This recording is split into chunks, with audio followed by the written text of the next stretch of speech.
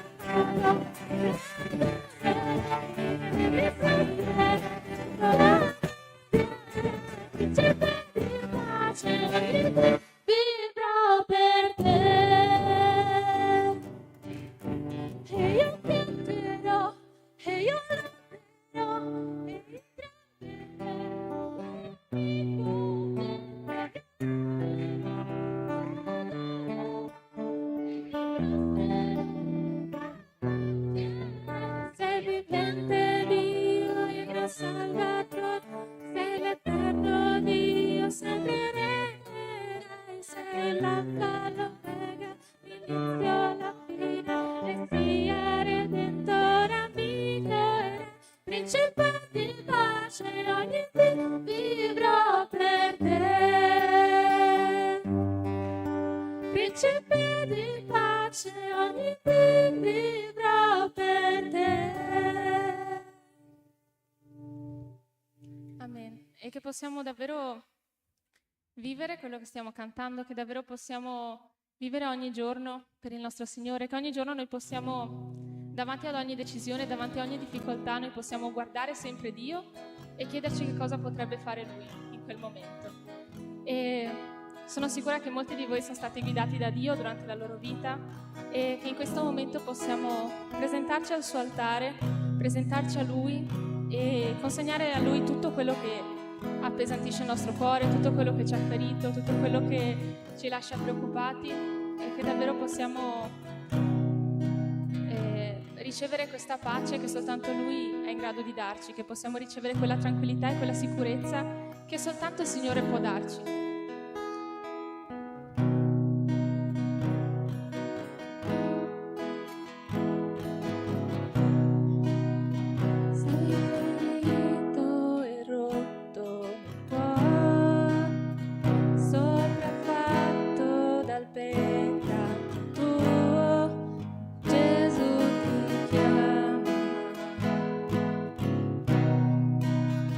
Via d'uscita tu non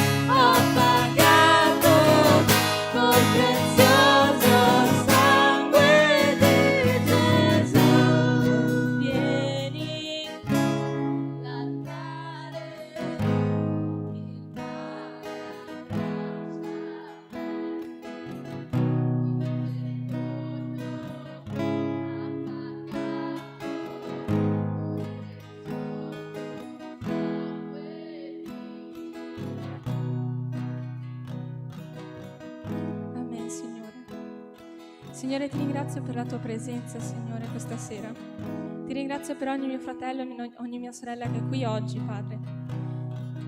Ti ringrazio perché so che hai un proposito per le loro vite, Signore. Ti ringrazio perché so che hai un piano per ognuno di loro, Signore. E se qui c'è qualcuno che sta mettendo in dubbio i tuoi piani, le tue promesse, se c'è qualcuno che sta mettendo in dubbio il tuo amore verso loro, Signore, che tu possa confortare il loro cuore, che loro possano sapere che tutto ciò che dici, tutto quello che è scritto nella tua parola è verità, tutto quello che la tua parola dice è potenza in questa terra, Signore, perché come la tua parola è capace di cambiare noi, Signore, così sono le situazioni attorno a noi, Signore,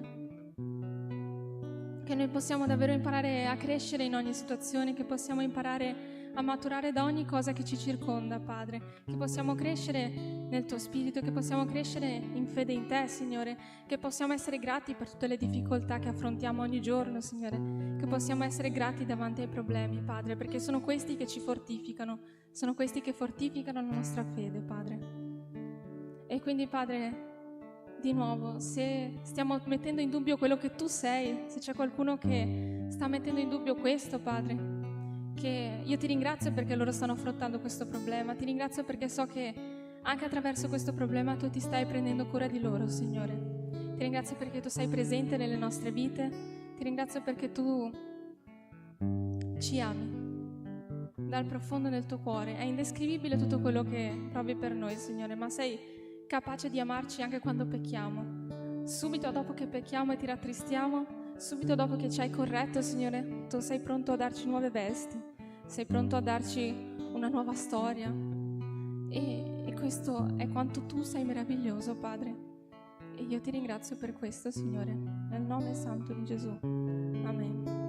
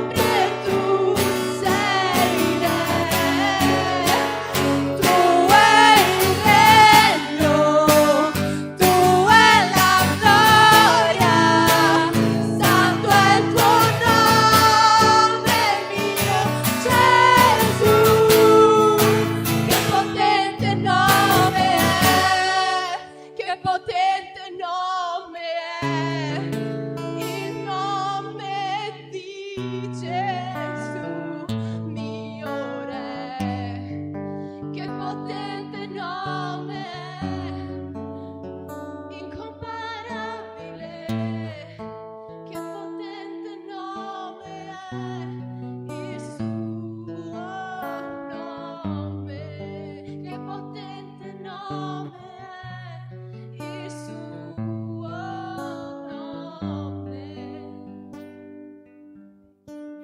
Gloria a Dio perché il suo nome è potente. Gloria a Dio perché Lui è capace di fare ogni cosa, Signore. Che possiamo togliere dalla nostra testa tutti questi pensieri che Tu non sei in grado di risolvere i nostri problemi. Che possiamo togliere dalle nostre convinzioni che Tu, Signore, non puoi fare niente. Perché è questo che pensiamo quando pensiamo che il nostro problema sia insormontabile. Pensiamo che Tu non sei in grado. Ma che possiamo smetterla di pensare che non sei in grado, perché tu puoi fare l'impossibile, hai fatto l'impossibile in tutta la storia della Bibbia, e quindi che possiamo smettere di dare ascolto al diavolo, che possiamo smettere di farci convincere da tutt'altro se non dalla tua parola, che possiamo ricominciare o continuare a cercare te nella tua parola, Signore, perché non ti troveremo da nessun'altra parte, non sarà attraverso un'amministrazione, non sarà attraverso, non so, qualsiasi altra sostituzione che mettiamo al posto della tua parola, del nostro momento insieme a te, Signore.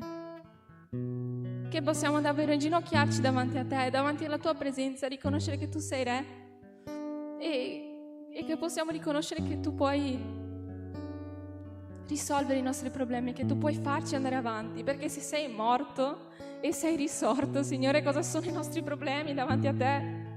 Niente, sono solo modi per dimostrare la tua grandezza, per dimostrare la tua gloria.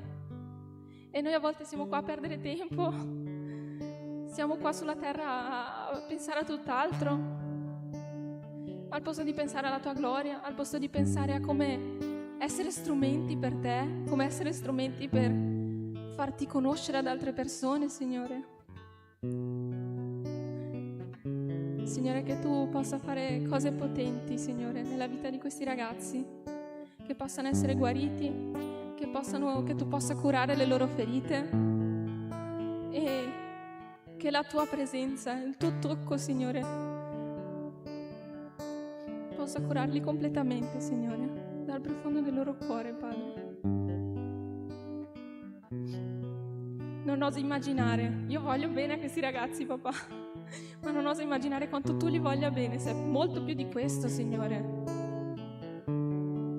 È sicuramente molto più di questo. Sei morto e risolto per loro, sei morto e risorto per i loro peccati. Smettiamo di aggrapparci al passato, smettiamo di aggrapparci ai nostri peccati, che possiamo aggrapparci a Dio, alle sue verità, alla sua parola, che possiamo ascoltare la parola che il Signore ha da darci questa sera, che possiamo assorbirla senza distrazioni, che possiamo davvero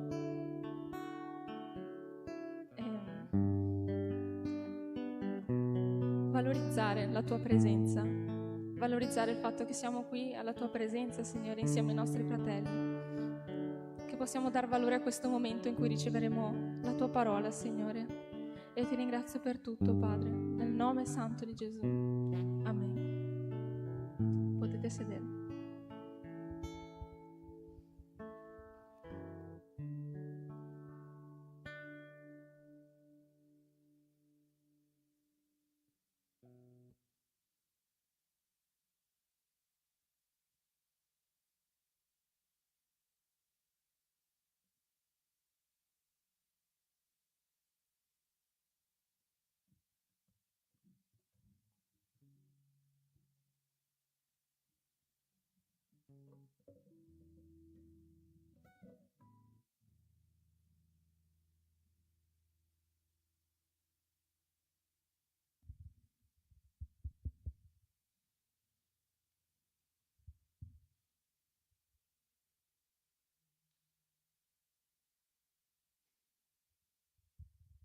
Buonasera, ciao a tutti.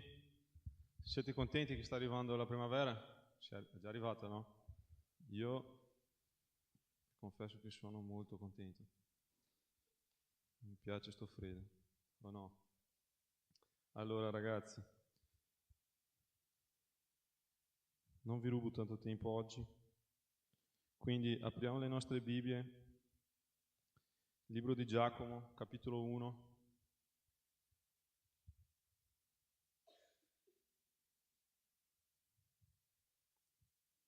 Leggeremo dal versetto 9 al versetto 12.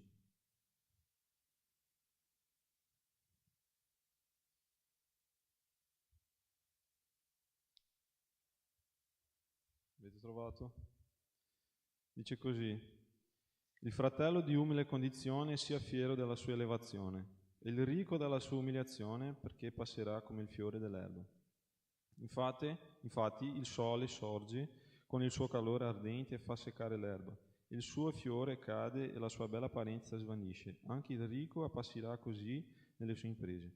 Beato l'uomo che sopporta la prova, perché dopo averla superata riceverà la corona della vita, che il Signore ha promesso a quelli che lo amano. Preghiamo. Signore, che questa sera possiamo veramente imparare quello che vuoi insegnarci. Che non possiamo, Signore, uscire da qui dalla stessa maniera come siamo entrati.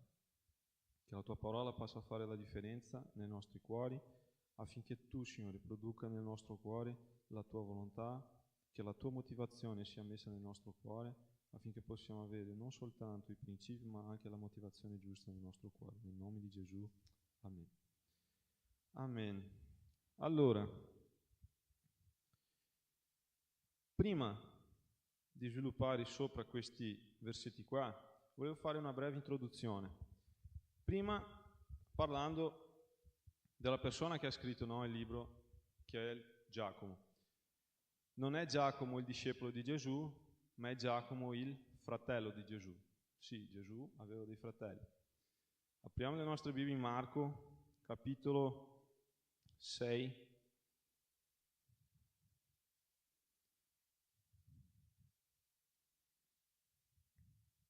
Versetto 3 e 4.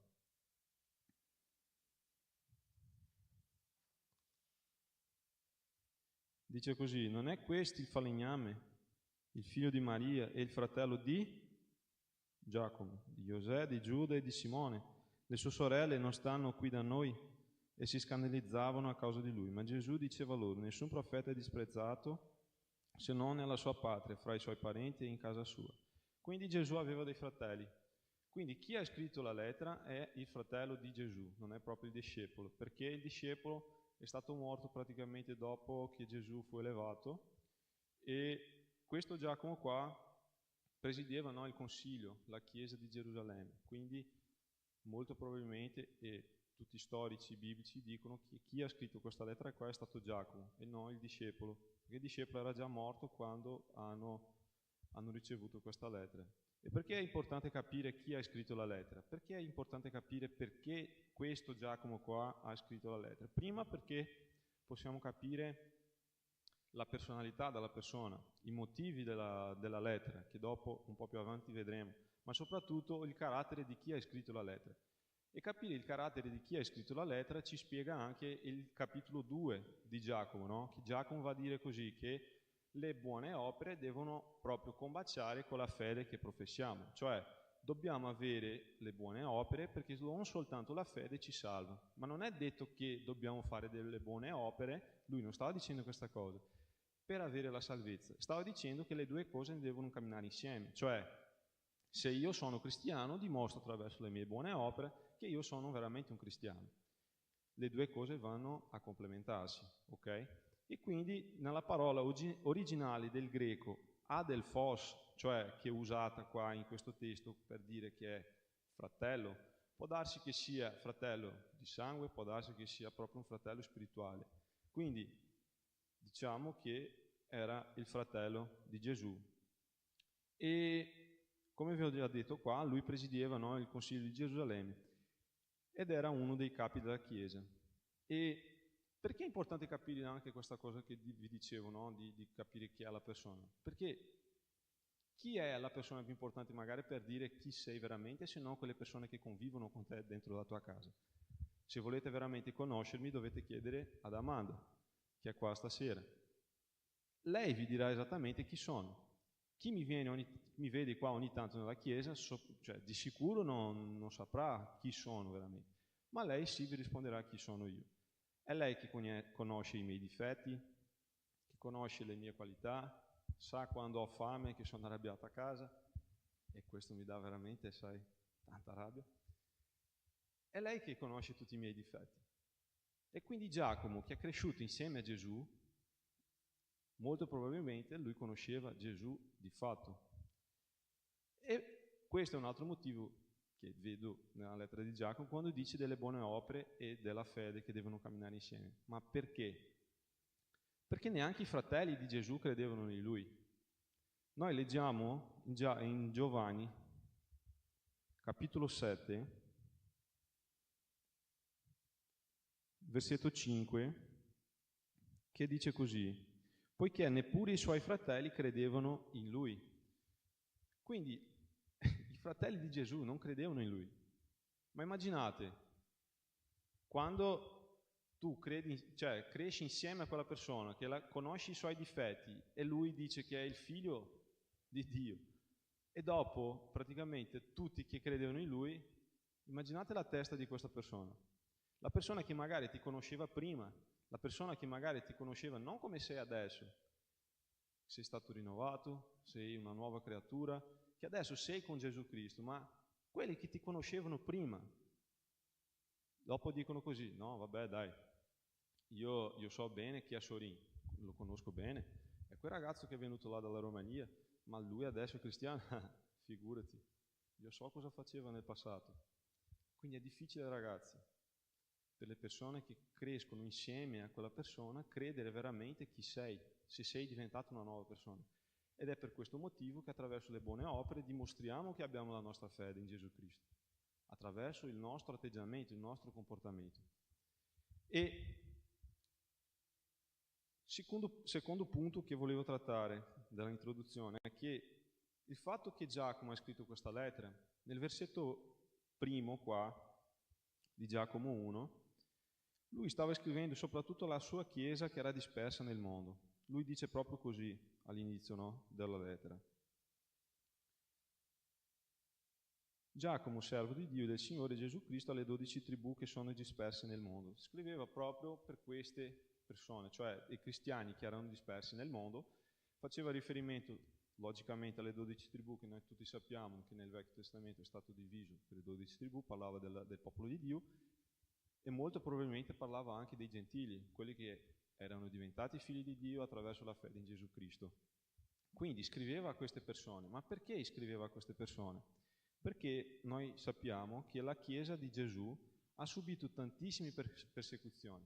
Cioè, dopo la morte di Gesù, tutti si riunivano che erano nascosti, che non potevano dire che erano veramente servi di Cristo, e quindi avevano proprio questa, diciamo, esigenza così. E Giacomo quindi ha scritto questa lettera affinché di tutte queste persone che erano persone umili, bisognose e che si trovavano in difficoltà, e soprattutto per questo motivo una chiesa che subiva tantissime persecuzioni e passava e attraversava tantissimi problemi, tantissime tribolazioni. Il terzo punto, uno degli obiettivi, cioè della lettera, era proprio consolare i cristiani, cioè queste persone che attraversavano tantissime difficoltà, che si trovavano nel bisogno, come in gran parte del Nuovo Testamento, le lettere di Paolo, cioè tratta proprio di questo argomento, no? Di dare un po' di sollievo a queste persone che erano e che vivevano, no, queste persecuzioni, e anche fornire delle indicazioni, cioè alcuni comportamenti dei fratelli che non erano in linea col vero Vangelo, loro cercavano quindi di scrivere e proprio di portare questa direzione. Quindi, se all'inizio della lettera Giacomo scriveva per queste persone, qual era quindi l'approccio che Giacomo stava portando a questa Chiesa? L'approccio che tutta la Chiesa stava affrontando delle tribolazioni. E lui, nel versetto 2 quindi inizia a parlare. Considerate, fratelli, una grande gioia quando venite a trovarvi in prove svariate, sapendo che la prova della vostra fede produce costanza. Quindi lui, all'inizio della sua lettera, inizia proprio parlando di questa situazione, no? Che dovevano avere proprio gioia. E vi chiedo, chi qua ha gioia quando passa per una tribolazione? Nessuno, vero? Però Giacomo sta trattando appunto di questa situazione. Il punto che voleva toccare era proprio la tribolazione, delle prove svariate, che loro dovevano essere proprio contenti. Io immagino una persona che è contenta passando per una tribolazione o attraversando un problema, che ha il sorriso, cioè o la chiamano di matta, oppure dicono che quella marijuana che sta fumando è veramente buona. Cioè, non c'è nessuno che dice veramente che è contento quando sta attraversando un problema. Però Giacomo qua sta dicendo, ma non solo di essere contento di passare per queste tribolazioni, ma l'obiettivo della tribolazione, cioè delle prove svariate. Perché quello che sta dicendo è un popolo che è perseguitato, che affronta varie e svariate tribolazioni, Gesù, cioè Dio, sta provando la fede. E quindi se la tribolazione, i problemi sono usati per provare la nostra fede, quindi la provazione, c'è proprio un obiettivo, che è proprio diverso provazioni di tentazione. Cioè, se noi usiamo le provazioni esattamente per crescere, per diventare persone migliori, logicamente non sarà una sofferenza. Ma noi stiamo imparando da queste situazioni. Ed era proprio questo il motivo della lettera. Dopo, praticamente Giacomo va a parlare di una situazione che è di costanza, di chiedere saggezza. Lui sta facendo riferimento a Salomone, vi ricordate, no? Quando Salomone si è presentato davanti a Dio e ha chiesto saggezza. Lui fa proprio riferimento che se uno deve proprio chiedere saggezza, chieda a Dio. E perché molte volte pensiamo così? Perché proprio quando siamo in una situazione così difficile è difficile avere saggezza davanti a questa situazione. Quanti di noi non prendiamo magari una decisione sbagliata in un momento difficile della nostra vita? Ed era per questo motivo magari che lui stava dicendo, guarda, che se affrontate una prova nella vostra vita, chiedete saggezza a Dio, affinché voi attraversate questa situazione. Ed è interessante che quando lui sta parlando proprio di questi punti, il verbo nel greco si chiama dokimazo, quando è usato per parlare di provazione. Questo verbo dokimazo loro utilizzavano tantissimo esattamente per delle persone che volevano proprio purificare l'oro. Era proprio una purificazione per togliere l'impurità e renderlo puro e perfetto. Immaginate, no? E quando mi sono preso così, immaginando come è fatto esattamente, no, il processo di purificare l'oro, che scaldano tantissimo il fuoco, che lo mettono proprio in questo fuoco ardente e dopo, per togliere tutte le impurità, mi è venuto in mente il capitolo 3 di Daniele. Sadrach, Mesach e Abednego, quando sono gettati nella fornace, erano proprio legati. E quando erano legati e sono messi là dentro, le persone che li hanno gettati dentro di quella fornace sono morti. E loro iniziano proprio a camminare. Ma come camminare se erano proprio legati? Ad un certo punto Nabucodonosor dice così, ma caspita, non erano 3 che avevamo gettati là dentro e adesso abbiamo 4. Ma com'è possibile? Com'è possibile? E loro che camminavano dentro di quella fornace, che camminavano. Quindi il fuoco, ragazzi, è importante nella nostra vita, le tribolazioni, affinché noi possiamo toglierci quello che ha di peggio della nostra vita, affinché possiamo diventare persone migliori. Ma credete, quello che è stato bruciato non è stato... L'unica cosa che è stata bruciata è stata la corda che li legavano. Quindi tutto quello che li facevano proprio essere legati così, attaccati, è stato bruciato, affinché loro potessero veramente trasmettere quello che avevano di migliore, cioè la gloria di Dio. E nella nostra vita è anche così.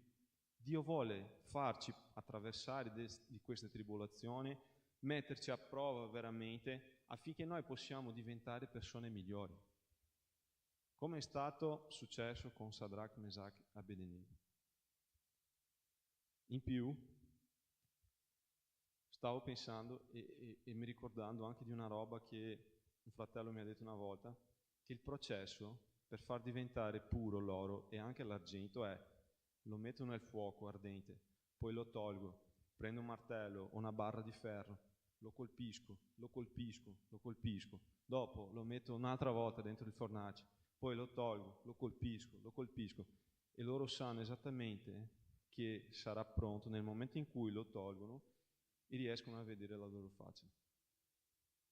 Avete preso o no? Cioè, nel momento in cui sappiamo che siamo delle persone perfette, che come Giacomo dice qua, è quando noi riusciamo a riflettere l'immagine di Gesù nella nostra vita. Non saremo perfetti, perché siamo in costruzione, ma non possiamo toglierci la responsabilità di sottometterci al lavoro di Gesù Cristo nella nostra vita affinché possiamo diventare migliori. Ed è per questo motivo, e anche una brutta notizia per voi, che le tribolazioni e le difficoltà non cesseranno mai nella nostra vita. Perché non siamo perfetti, ma dobbiamo arrivare in questa situazione. Quindi Giacomo sta parlando di questa saggezza. Detto ciò, a volte le difficoltà hanno anche un altro potere, che è quello di farci ciechi davanti a tantissime soluzioni che la vita ci presenta. E questo mi fa pensare e mi fa riflettere anche in portare a una storia che è successa nel Nuovo Testamento, che si trova nel Vangelo di Giovanni, capitolo 5.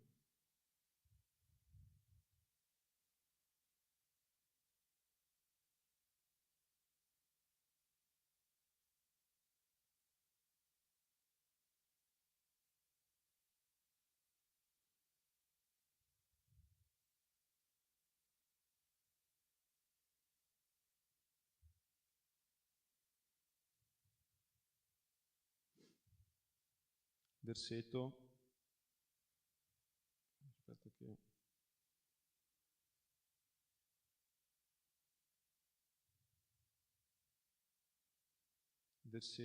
6, dice così: Gesù, vedutolo che giaceva e sapendo che già da lungo tempo stava così, gli disse: vuoi guarire? L'infermo gli rispose: Signore, io non ho nessuno che quando l'acqua è mossa mi metta nella vasca, e mentre ci vengo io un altro vi scende prima di me.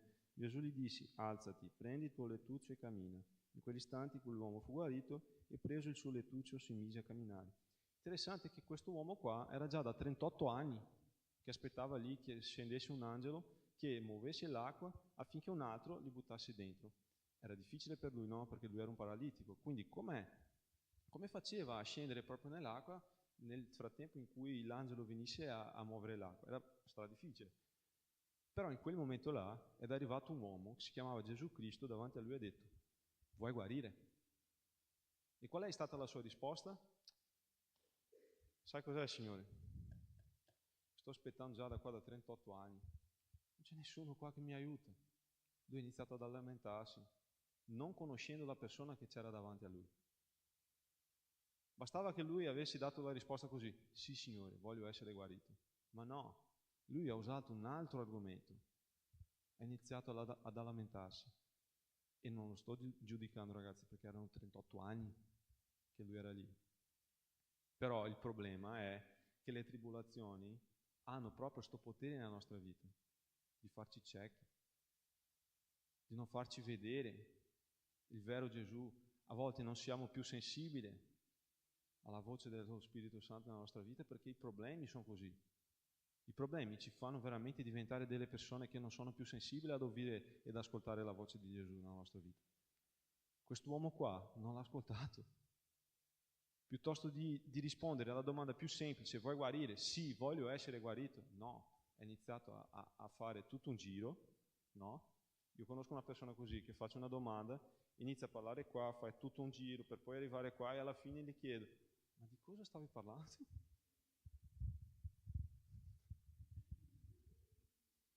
capito? Però la domanda era semplice e la risposta doveva essere semplice lo stesso. Voglio essere guarito. Però i problemi, ragazzi, hanno proprio sto potere nella nostra vita. Detto ciò, stasera quindi ho riservato 5 punti, parlando di tutto questo qua, dei versetti 9, 10, 11, 12 che abbiamo letto, che sono delle altre cose che ci portano ad avere delle tribolazioni, dei problemi nella nostra vita. Giacomo quindi ha iniziato parlando al popolo di Dio, dopo parlava di tribolazioni, dopo ha parlato di saggezza, dopo ha parlato di chiederla a Dio, infine era arrivato nel versetto 9, 10, 11, che parlava di cosa? Di soldi, che non ha altro argomento che ci fa veramente diventare matti che non è il denaro. Magari prendiamo anche, non so, un gancio di quello che ho predicato la scorsa volta qua, che ho parlato un po' di soldi anche, no? Però il versetto 9, 10, 11 Giacomo sta parlando proprio di soldi. Ricordate quindi tutto il contesto, un popolo che era perseguitato, umile, che soffriva appunto nelle mani dei loro padroni. Immaginate che erano anche sottopagati, immaginate tipo come in Brasile una volta, no? Quando c'è stata l'abolizionismo della schiavitù, che tutti gli schiavi erano sottopagati, anche nonostante fossero già liberi e potessero lavorare ovunque, però erano sottopagati, era una schiavitù falsata, una libertà falsata. Questi qua avevano proprio una vita così. Però, portando queste cose nella nostra vita, i versetti 9, 10, 11, cosa possiamo imparare? La prima cosa, che noi, ed è una cosa che ho parlato la scorsa volta, il denaro non può essere il nostro Dio. Il denaro non può essere il nostro Signore. Noi non possiamo avere proprio amore al denaro. Usando lo stesso versetto della scorsa volta,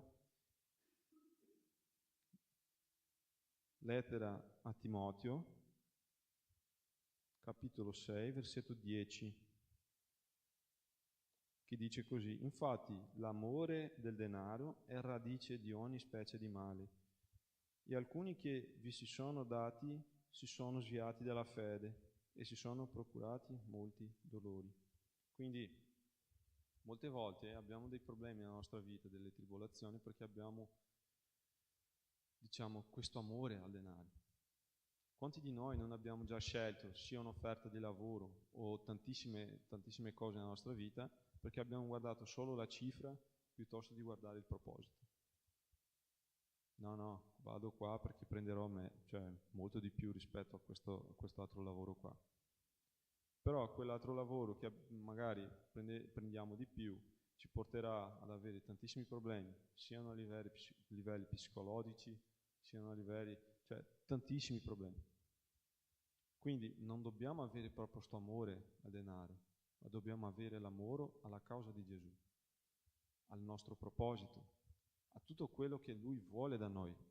E non sto dicendo che dovete passare proprio necessità, ma se la direzione di Dio è una per la tua vita, non cercate quindi di fare un'altra cosa che non sia proprio la volontà di Dio per la vostra vita.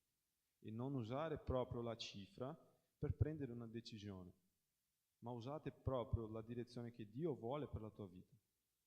La cifra sarà solo una conseguenza, perché Dio è quello che provvede nella nostra vita.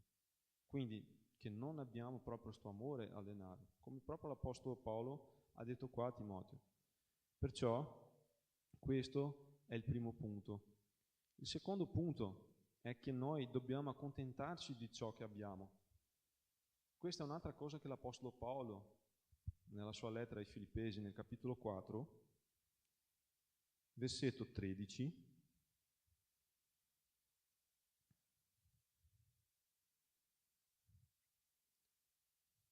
scrisse così: io posso ogni cosa in colui che mi fortifica. Non possiamo usare questo versetto qua per dire così: adesso sono bravo, sono forte, io posso fare qualsiasi cosa. No.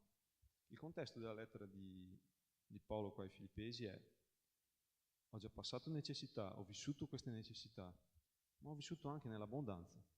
Quindi io posso ogni cosa in colui che mi fortifica. Cioè, lui era accontentato di tutto quello che aveva nella sua vita. Cioè, lui era contento, a prescindere dalla sua situazione, nel poco o nel tanto, nel poco, nell'abbondanza. Lui sapeva che Dio era con lui, perciò sapeva che Dio lo fortificava. E quindi non aveva soltanto il provvedimento dalla parte di Dio, ma aveva anche l'esperienza di sapere che Dio utilizzava di tutti i mezzi per insegnarlo e per sapere, tipo per insegnarlo nel fatto che Dio era il suo provvedimento. Se noi guardiamo il versetto 19 dello stesso capitolo, dice così: il mio Dio provvederà a ogni vostro bisogno secondo la sua gloriosa ricchezza in Cristo Gesù.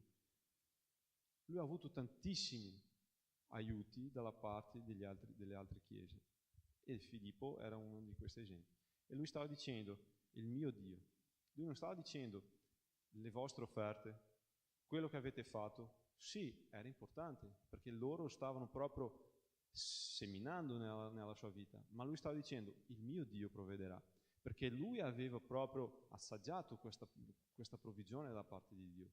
E noi dobbiamo essere così, ragazzi, dobbiamo accontentarci di quello che abbiamo. Perciò tutto quello che noi abbiamo nella nostra vita viene dalla parte di Dio e noi dobbiamo accontentarci di tutto quello che abbiamo e soprattutto questa vita qua passerà. Quello che lui sta dicendo, torniamo adesso nella lettera di Giacomo, il versetto 9.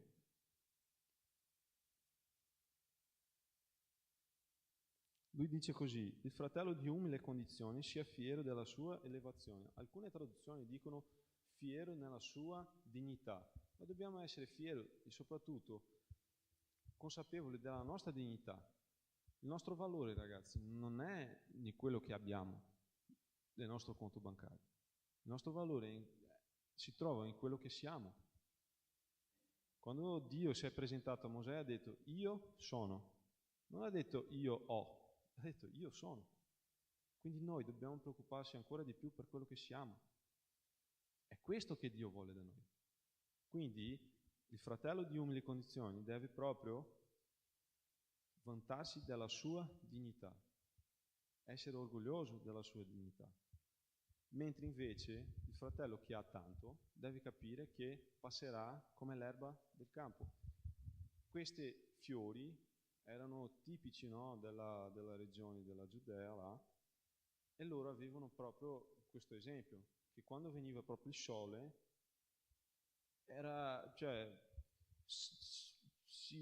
andavano subito, cioè morivano subito. E quindi la nostra idea è che se una persona ha soldi non deve vantarsi solo perché ha soldi, perché anche questo può finire un giorno.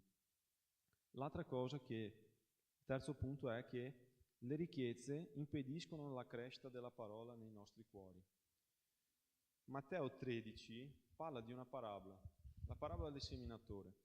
Di una delle condizioni e una delle cose che impedisce la crescita della parola di Dio, cioè di quello che ha detto Gesù nella sua spiegazione della parabola, è che l'inganno delle ricchezze e soprattutto la preoccupazione di questa vita qua impediscono la crescita della parola di Dio, del seme della parola di Dio nella nostra vita. Quando Gesù sta spiegando questa parola dice proprio così, l'inganno e delle ricchezze. Interessante che il problema non si trova nel seme, si trova proprio nel terreno. Quindi il problema è il terreno. Quindi quando Gesù sta spiegando, dicendo che il seme è la parola di Dio, vuol dire che la parola continua uguale, continua la stessa. Il problema è il nostro cuore. Però quello che attira ancora di più la mia attenzione non è la spiegazione di Gesù, ma è proprio la risposta che Gesù dà nel libro di Marco, capitolo 4, versetto 13. Guarda cosa Gesù ha detto al discepolo. Poi disse loro, non capite questa parabola? Come comprenderete tutte le altre parabole? Quindi io capisco che questa parabola è proprio la chiave di tutte le altre parabole. Ma come mai? Cioè, immaginate, la parola di Dio è seminata.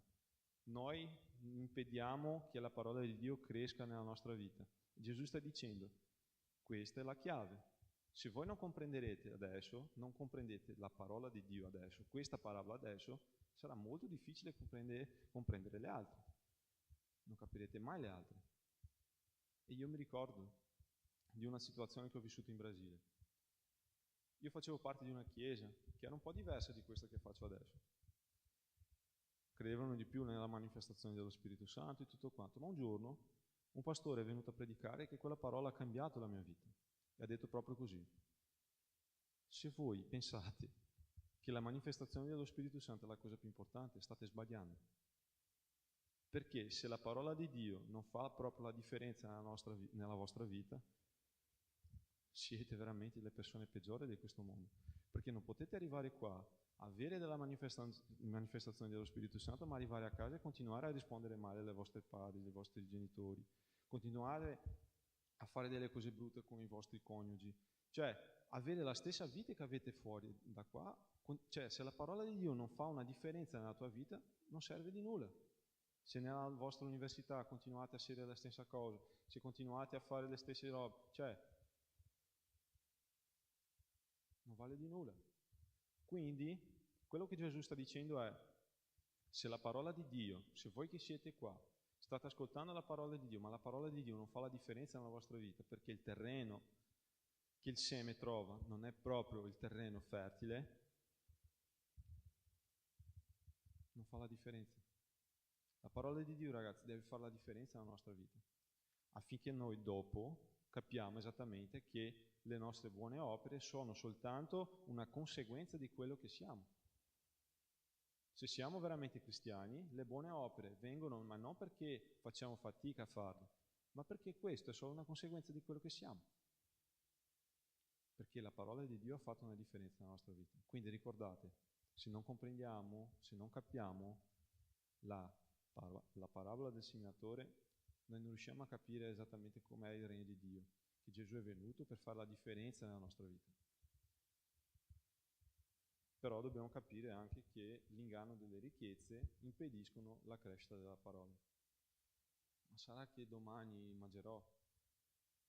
Domani avrò un lavoro? Domani, non so, e viene quell'ansia. E dopo in Matteo 6:33 Gesù dice così: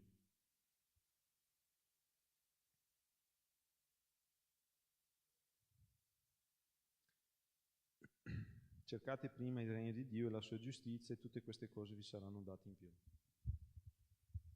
Quindi Gesù sta dicendo, lascia che la mia parola, che il mio seme faccia proprio la differenza nella tua vita e tutte le altre cose io vi darò.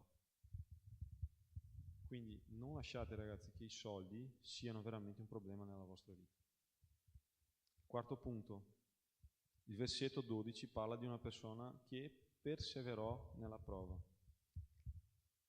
Giacomo, nel versetto 12 dice così: beato l'uomo che sopporta la prova, perché dopo averla superata riceverà la corona della vita.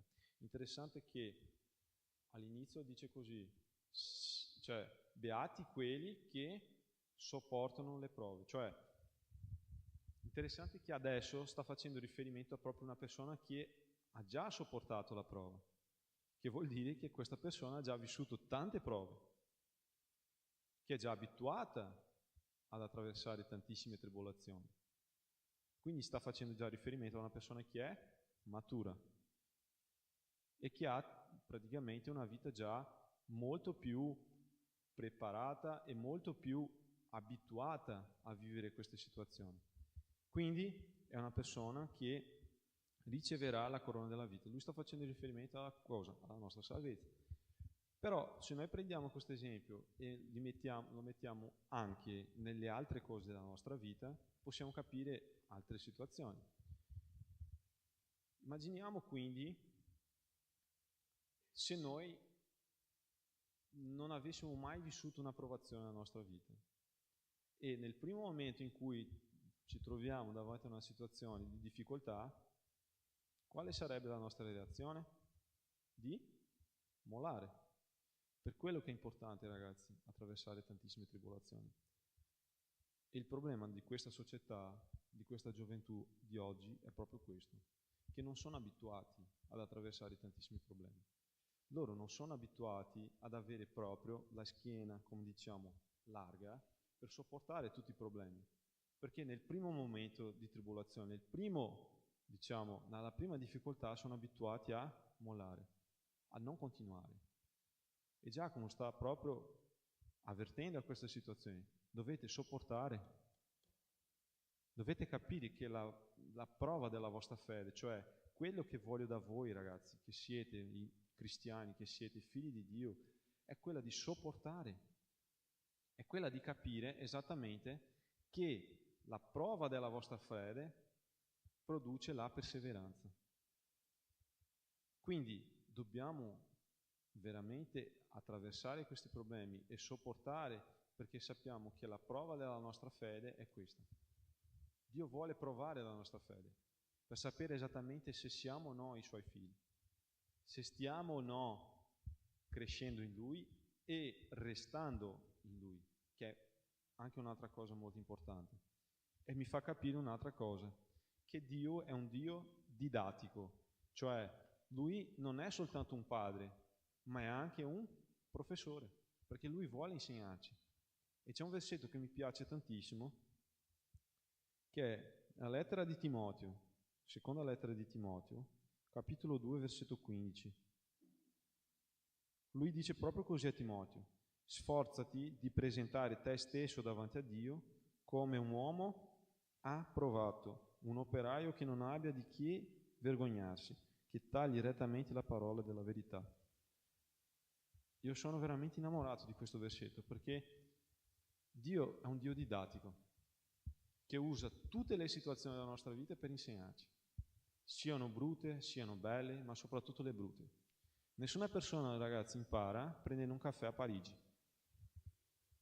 No, queste persone non imparano mai. Le persone imparano veramente quando attraversano le difficoltà nella loro vita. E se vi posso assicurare, in 5 anni che sono qua in Italia, ho già vissuto tantissime difficoltà. Vi racconto 2 brevemente, vi prometto. La prima di arrivare qua, non è che avevo tanti soldi così, dovevo prendere l'appartamento perché vivevo con un'altra persona, quindi non è che potevo, portarla a vivere insieme con quella persona. Appena lei è arrivata, mi sono operato, ho avuto ernia di schiena, lo stipendio è tagliato, come lo sapete bene, del 20 o 30% circa, non è che prendevo tanto, con le medicine da pagare, lei che non stava lavorando ancora, e noi non avevamo tanti soldi così. Per fare la spesa, ragazzi, noi dovevamo sempre fare il calcolo di massimo 60 euro alla settimana. E quel giorno dovevamo prendere un dentifricio. Siamo andati al supermercato, il dentifricio costava 1,05, noi avevamo 1,04. Ho chiesto al cassiere se poteva fare per 1,04 e mi ha detto sì, certo di sì. Ho ringraziato a Dio, ma tantissimo. Quindi ho vissuto una situazione di poco. Tra 20 giorni più o meno, la mia mamma in Brasile prenderà il nostro appartamento. Adesso posso dirvi che sono nell'abbondanza. Io posso in ogni cosa che il Signore mi fortifica, perché so che nel poco Dio continua lo stesso, ma so che anche nel molto Dio continua lo stesso. Quindi 2 o 3 anni fa eravamo in una situazione. Tra 20 giorni prenderemo il nostro appartamento. L'altra situazione. Prima che lei fosse arrivata, sono andato a lavoro. Non so se avete a casa quella porta blindata, ma nel nostro appartamento c'è quella porta blindata. E cosa ho fatto? Ho chiuso la porta con la chiave dentro. Sì, ho fatto. Alle 5:30 del mattino sono andato a lavoro già preoccupato, che ho detto: ma come faccio ad aprire questa porta? Non potevo spendere soldi. Cioè sono 200-300 euro per buttare giù la porta. Cosa faccio? Provo, no? Sono andato, ho preso, non so, tipo una carta di credito, così ho cercato di aprire la porta, pensavo che fosse proprio un ladro, che mi chiamavano già i carabinieri, ma ero proprio io che cercavo di aprire la porta, ma non riuscivo proprio ad aprire la porta. A un certo punto chiamo un amico e lui mi fa: ma perché tu non provi ad andare al cinese, ti prendi magari, non so, un cacciavite e cerca magari, non so, di aprire là il segreto della porta e prova a fare qualcosa. Ho detto: sì, vabbè, provo. Esco, non so, del palazzo, vado dal cinese, torno, però non riesco proprio ad aprire. Parcheggio la macchina e viene l'amministratore del condominio. E gli dico: guarda che ho chiuso la porta con la chiave dentro. Riesci a fare qualcosa per me? E lui mi guarda e mi fa: guarda, prova a vedere se per caso ho la chiave riserva qua, se ho la terza chiave, perché io so che ne hai 2. Sì, prova a vedere, ma non ti do nessuna sicurezza. Caso mai dovrai andare alla sede, là a Motta di Livenza. Ho detto: meno male, faccio mezz'ora di strada, ma almeno in casa ci entro. Vabbè, lui va dietro là dove c'erano le chiavi e sento proprio un rumore di chiavi. Ho detto: grazie a Dio, la chiave. Vieni con una chiave così, mi dice: guarda, io non so per cosa, non so perché questa chiave è qua, però la chiave, prova a vedere se ti apre la porta, perché in teoria questa chiave doveva essere proprio a Motta di Livenza. Prova a vedere se ti apre l'appartamento. Ragazzi, sono andato là, ci ho provato ed era veramente con la chiave. Sono riuscito ad aprire la porta. Ho detto: la prima cosa che mi è venuta in mente: non devo spendere 200 euro. Questo è stato il mio pensiero. Ma la cosa più interessante non è il fatto di aprire la porta, ragazzi. È stato un mese dopo, più o meno 2 mesi dopo. Perché ho deciso di lasciare quella chiave che era più nuova dentro la macchina. Ho detto: siccome quella vecchia ogni tanto non è che mi va tanto bene così, provo a cambiare la chiave, metto questa nuova qua e lascio una in macchina, perché così se mi capita un'altra volta so che a casa almeno ci entro. E sono andato a provare, ragazzi, con quella chiave che 2 mesi fa avevo aperto la porta. Sapete cosa è successo? Non sono riuscito ad aprire la porta. La porta mi è aperta soltanto in quel giorno di cui avevo bisogno. E da lì ho iniziato quasi a piangere, perché ho capito veramente che Dio era con me, che Dio mi aveva dato veramente una provvigione in quel giorno che avevo bisogno, nel poco, nell'abbondanza. Quindi questa è una breve testimonianza di quello che Dio ha fatto nella mia vita nel breve periodo, no? Di 5 anni che sono qua. E l'ultima cosa è che la nostra vita è un ciclo, come vi ho detto prima. Ci saranno dei momenti di tribolazione, ci saranno dei momenti belli nella nostra vita, perché tutto è un ciclo. Vi ricordate qua, no? Il Salmo che ho usato come esempio, Salmo 126,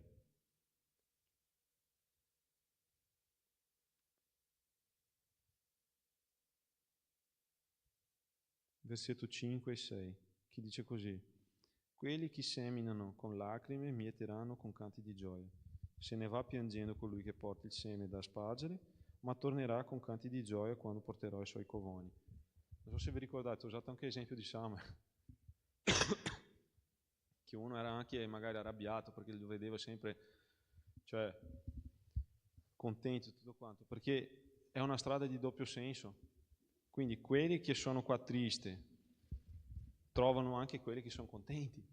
Quindi una via a doppio senso. La nostra vita è un ciclo, ragazzi.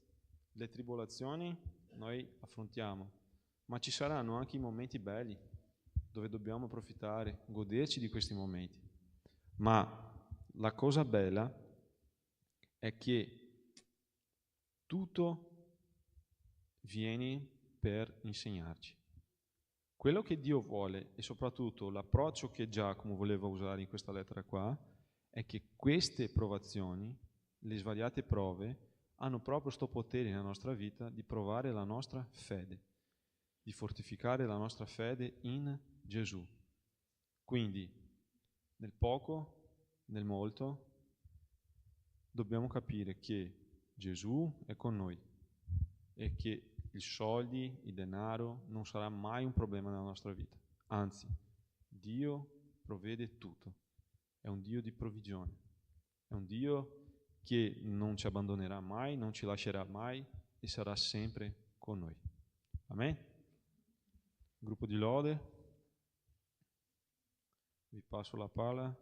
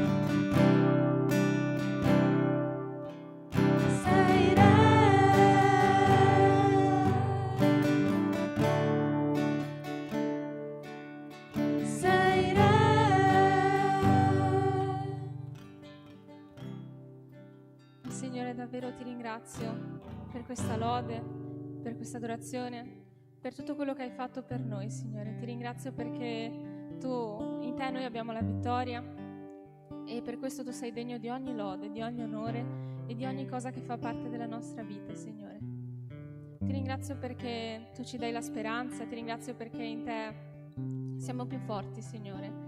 Ti ringrazio per tutte le difficoltà che ci hai fatto passare, che ci farai passare, perché solo in questo modo potremo crescere in te. Solo in questo modo potremo maturare, Signore. Solo in questo modo potremo sopportare le prove, Signore. E quindi, Signore, ti ringrazio per tutti coloro che questa sera hanno il loro cuore afflitto, pieno di risentimento, magari pieno di dolore, perché questo è solo il momento della prova, è solo un periodo di prova. Poi dopo ci sarà la vittoria, ci sarà il raccolto e potremo cantare canti gioiosi alla tua presenza, Signore. Potremo esultare che tu sei grande, potremo dichiarare che tu ci rendi vittoriosi, Signore, nelle nostre difficoltà. Benedici ogni mia sorella, ogni mio fratello che è qui oggi, Signore, e che loro davvero possano continuare la loro camminata con te, sempre più consapevoli della tua presenza, sempre più consapevoli del fatto che tu sei con loro anche nel momento in cui sembra che non ci sia nessuno insieme a noi, Signore. Che loro possano continuare ad andare avanti, che non possono mai mollare, che possano essere forti e coraggiosi, perché tu sei con loro, Signore. Ti ringrazio, Signore, nel nome santo di Gesù. Amen.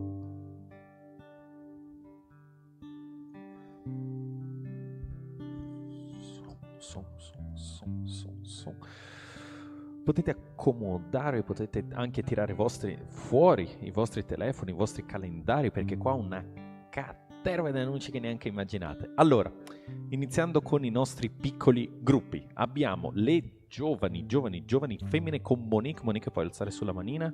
Ecco, giovani donne, andate con lei. Giovani ed adolescenti maschi insieme a Miguel, sulla manina, lo conoscete, ottimo. Adolescenti le femminucce con la Rissa. Mentre i pre con Victoria. Sì, giusto? Ok? Corretto. Ottimo.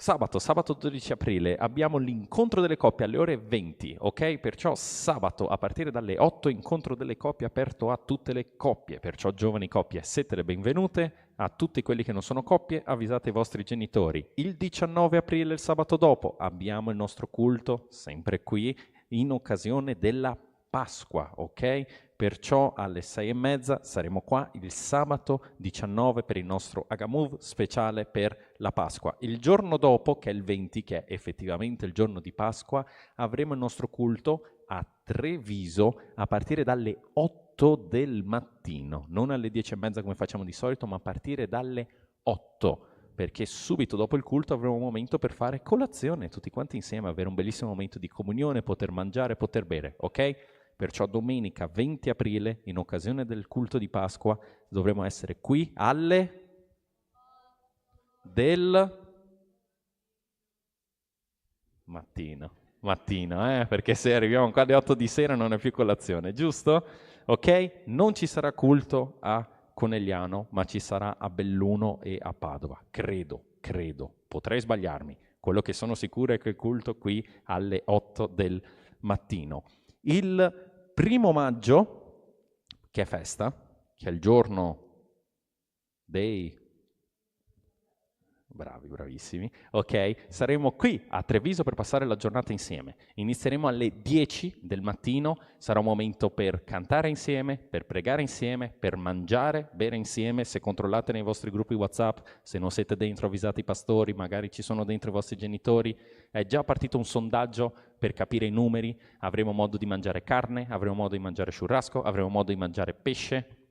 Così mi dicono, non so quanto fidarmi, non so se Furio pescherà lungo tutto il Sile, non lo so. Comunque avremo modo di mangiare insieme, divertirci insieme, scherzare, ridere, ok? 1 maggio. Per qualsiasi informazione vi potete rivolgere ai nostri carissimi pastori. Invece per la fine di maggio, dal 30 maggio al 2 giugno, ok? Avete colto le date, dal 30 maggio al 2 di giugno avremo il nostro campeggio giovani. Quest'anno lo facciamo fuori stagione, ok? Perciò te che sei nato dal 2025 addirittura, dal 2005 in giù, 04, 03, 01, eccetera, eccetera, fino a quando Dio vuole, campeggio dal 30 maggio al 2 giugno, ok? Sarà al lago di Barcis, credo sia nella stessa struttura che abbiamo usato già l'altro anno, in provincia di Pordenone. Per qualsiasi informazione, come al solito, rivolgetevi al pastor Sandro. Ok? Tutto chiaro? Fin qua? Bene, perché gli annunci non sono finiti, qua siamo arrivati a livello del telegiornale, ok? No, dai, ho lasciato la cosa più importante alla fine. Domani, che è il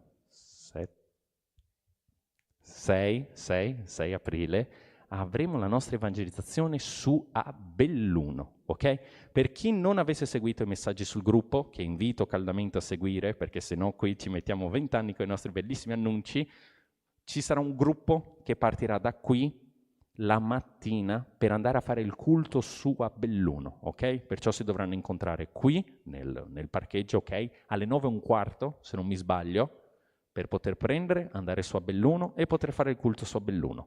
Poi ci sarà un secondo gruppo che è composto da persone che devono suonare, che devono fare la proiezione, che devono pulire tutto quello che riguarda il culto qua di Treviso, che partirà sempre da qui, da Treviso, subito dopo il culto, in modo tale che lassù arriviamo per pranzo preparato dai nostri gentilissimi fratelli della chiesa di Belluno, potremo pranzare tutti insieme, potremo avere un momento di comunione, un momento di preghiera, un momento anche per parlare e fare strategia su quello che faremo, e poi finalmente poter andare alla piazza del paese, alla piazza principale del paese, e poter fare la nostra evangelizzazione. Quanti qua erano presenti nell'evangelizzazione di Treviso che abbiamo fatto un paio di settimane fa?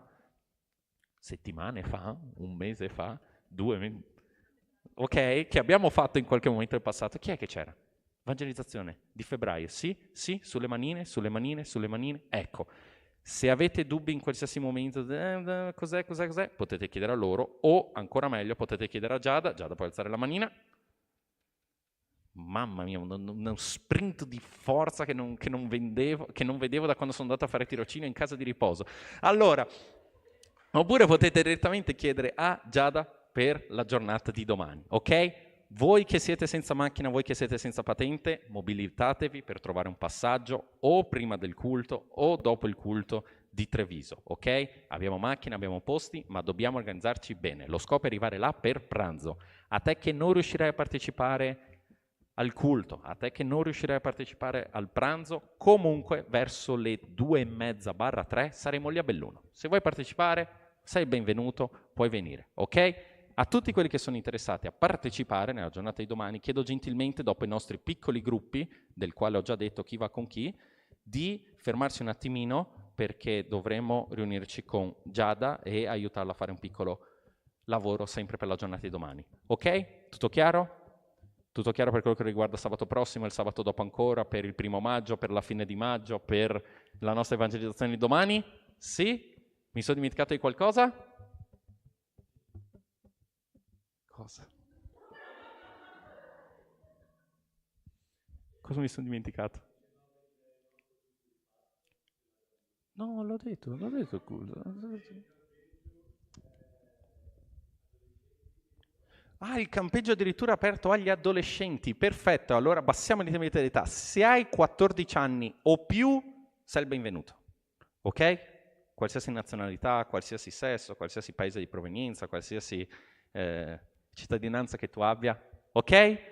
A Barcis dal 30 maggio al 2 giugno. È un weekend, il 2 giugno è giorno di festa, perciò ce la potremo godere. Te che lavori, mi dispiace, dovrai parlare col tuo datore di lavoro, dovrai chiedergli dei permessi, succede, però dai, per una volta all'anno lo possiamo anche fare. Ok? Mi sono dimenticato di qualcos'altro? Possiamo andare nella... Cosa mi indichi? Cosa mi sono dimenticato? Ah, il prezzo del campeggio, 130 euro a testa. Forse per i fratelli c'è uno sconto, forse no, non lo so. Chiedete a Pastor Sandro, ok? Sì? Non ho visto nessuno scriversi queste informazioni sul telefono. Avete una memoria imbattibili, bravi ragazzi, fortissimi ragazzi, incredibili ragazzi. Basta, tu un pezzo di carta, una penna, un niente. Bravi, fenomeni.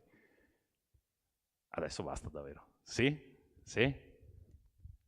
Vedo già qualcuno che sta già cominciando a battere gli occhi dicendo no, dai, ti prego, per l'amor di Dio, basta. Cantiamo un'ultima canzone prima di andare ai nostri piccoli gruppi? Sì? No? Boh? Forse? Che ore si sono fatte ormai? Sono le 7:10? 8:10? Ho l'orologio ancora cosato. Andiamo ai nostri piccoli gruppi? Sì.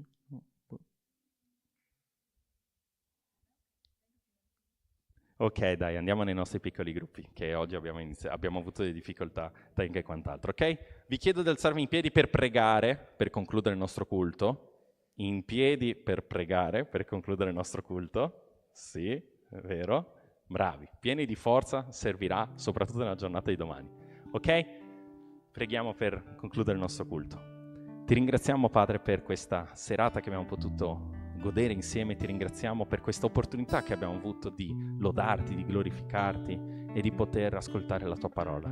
Ti chiediamo, Padre, adesso di benedire i nostri piccoli gruppi, di benedire le nostre serate, affinché possiamo vivere insieme quella che è la tua parola, affinché possiamo imparare e possiamo ascoltare con il nostro cuore quello che tu davvero ci vuoi dire. Tutto questo noi ti chiediamo, Padre, non perché ce lo meritiamo, non perché in qualche modo ce lo siamo guadagnati, ma solo attraverso l'infinita grazia che tu ci hai dato attraverso il tuo Figlio Gesù. Tutto questo ti chiediamo, Padre, in nome di Gesù. Amen. Dio vi benedica, vi protegga, risplenda il suo volto. I figli dei figli.